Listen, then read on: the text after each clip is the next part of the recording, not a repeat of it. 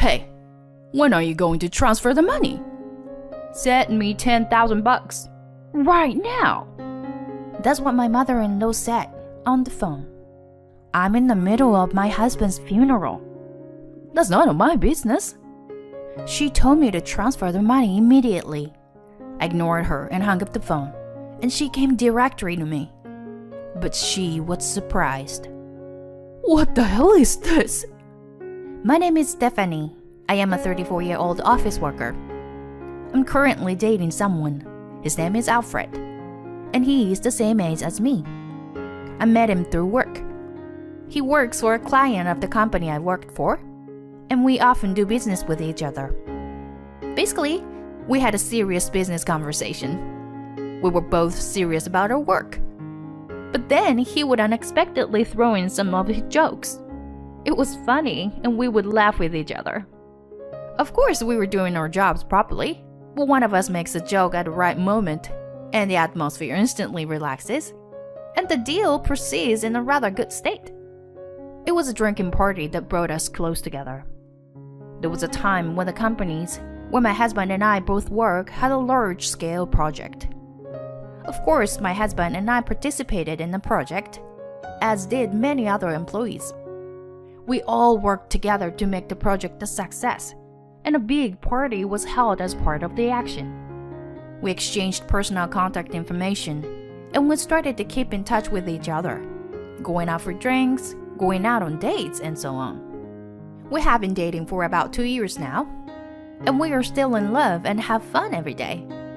We're both independent because we both focus on our jobs, and I think we have a good chemistry. Then one day, he proposed to me. I can't imagine my future with anyone but you. You're such a part of my life now. Will you marry me? Yes, I'd love to. And so we are married. I'm so happy that I was going to marry the man I love. After that, we went to meet each other's parents, and he looked a little unhappy. What's wrong? Did something happen? No. Actually, there's something I wanted to tell you. I've explained to you before that my parents are divorced, right? I've actually been sending money to my mom every month since I started working for the company. I see. Oh, yeah, about 1,000 a month. What? That much? Yeah. But of course I'm not going to bother you after we're married. Since we're going to live together as a couple, I thought I should let you know in advance. I see. He only briefly explained that his parents are divorced due to his mother's infidelity. His father took him in. Even so, he still saw his mother sometimes and kept in touch with her after he entered the workforce. His mother has asked him to send money to her because she is now single and has a hard time making ends meet.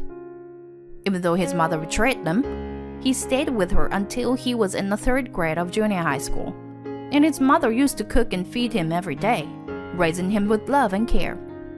When I was playing softball, she always came to watch her team practice. She prepared orange juice for everyone and drove us to the games. My dad was too busy with work to spend time on those things, so I owe a lot to my mom. People might say that he's bad situation where he is being robbed, but still he was treated well by his mother in the past. He feels he owes his mother a debt of gratitude and wants to repay it. That's why he keeps sending money to her. Thank you for telling me in advance. I'll do what I can to help. Thank you, Stephanie. I was surprised by his story, but I still wanted to respect his wishes as much as I could. Fortunately, I also make a good amount of money. He says he won't bother me, but if it comes to it, I'm willing to pay for it. Then I went with him to his mother's house to tell her of our marriage. Alfred, it's been a long time. Hi, Mom. So, that's your fiancé.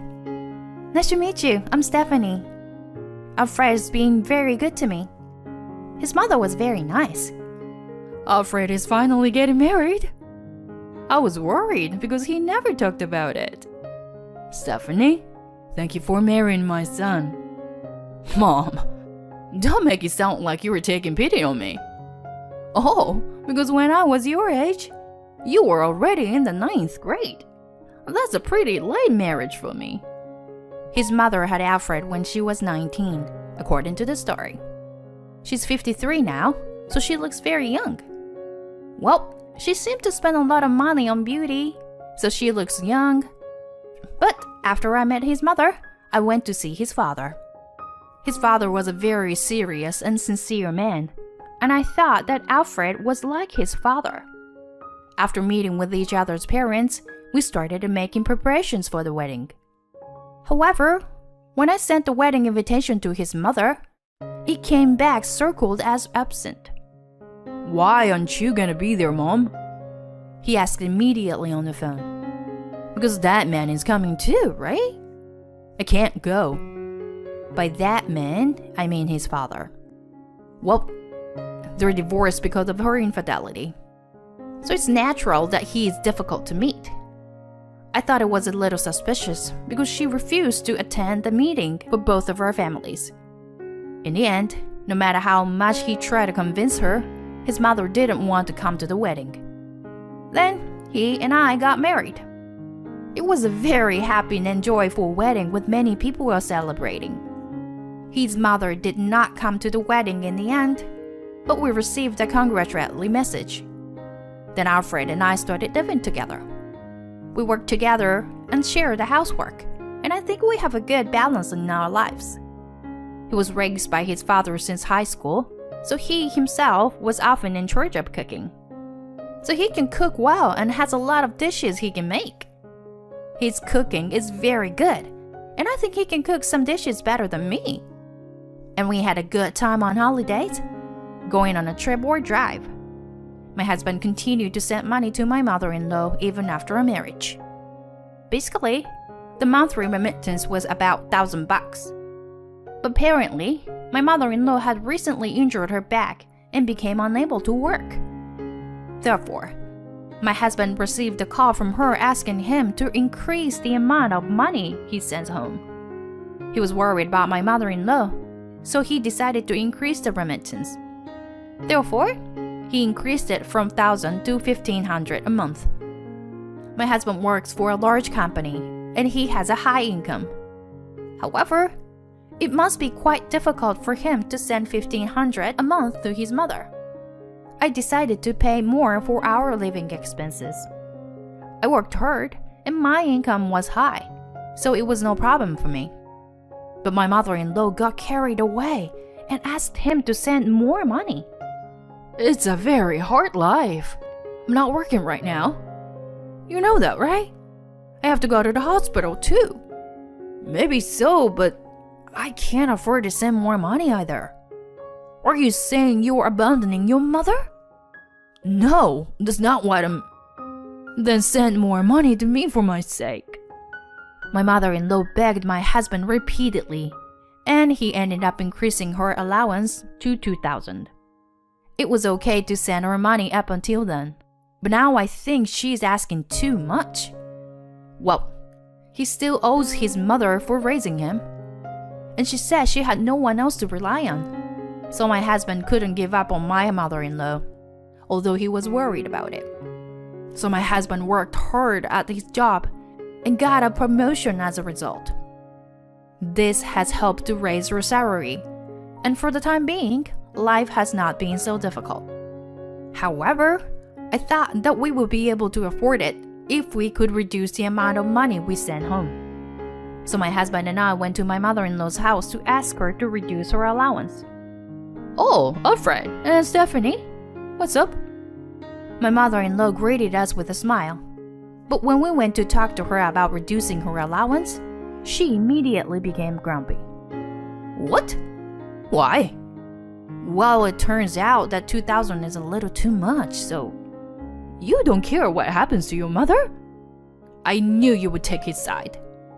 I'm not taking his side or anything, you know? Then why don't you help me? We have our own life.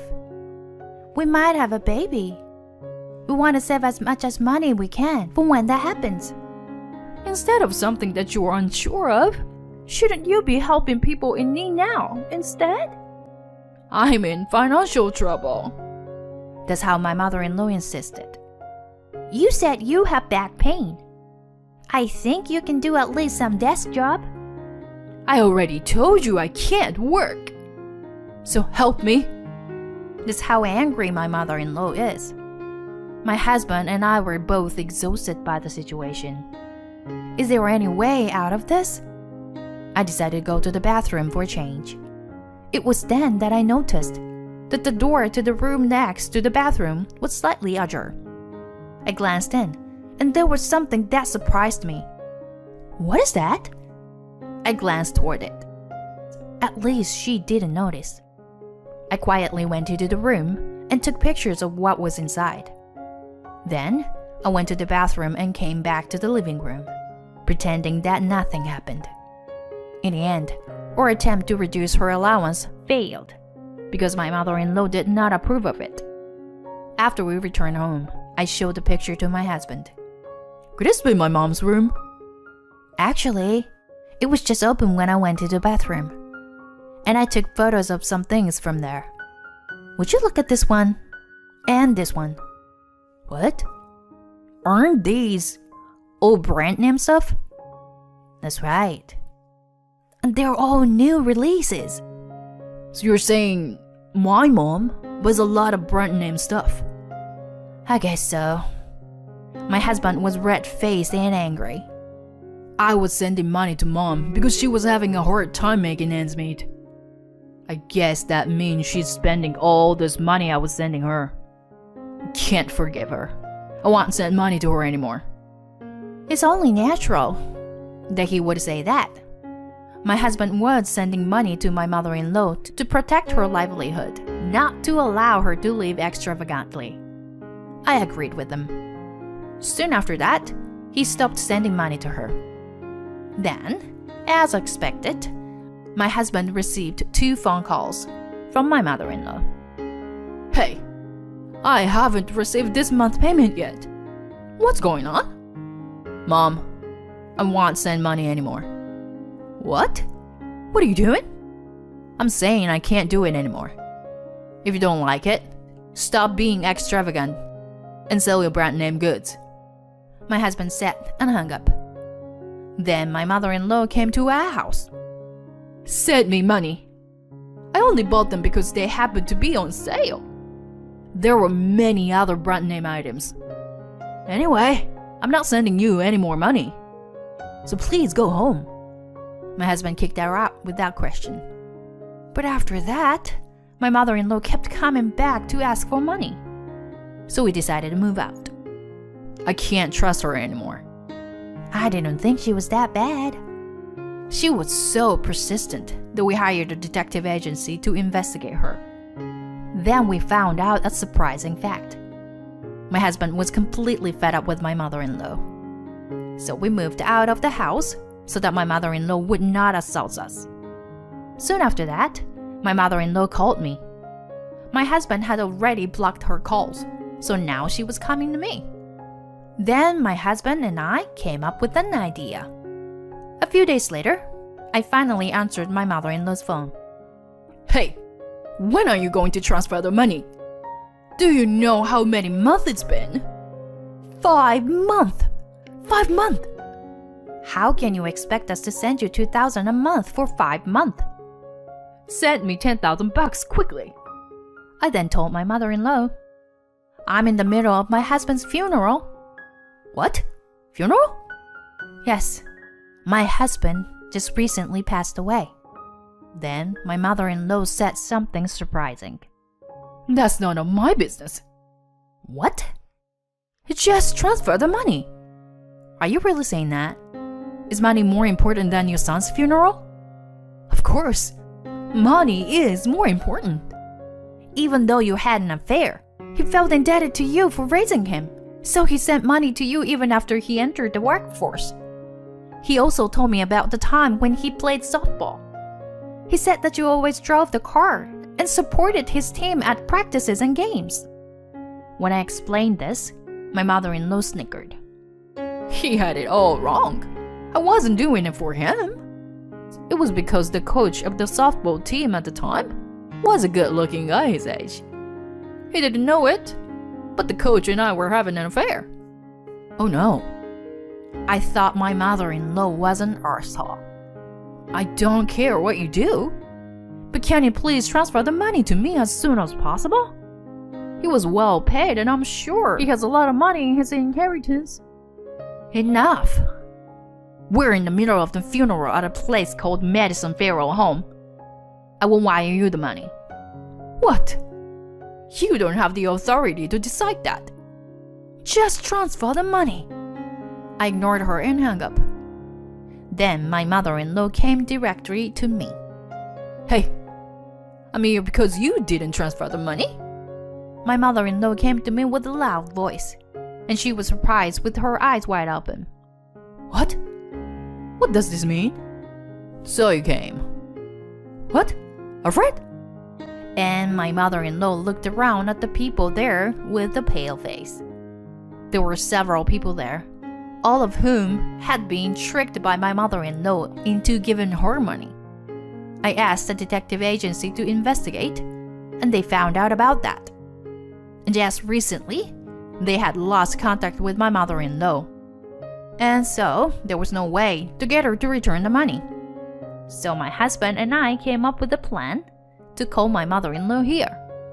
I expected her to come to the funeral, but I didn't expect her to talk like that. As a result, my mother-in-law came, but the damage to my husband must have been immeasurable.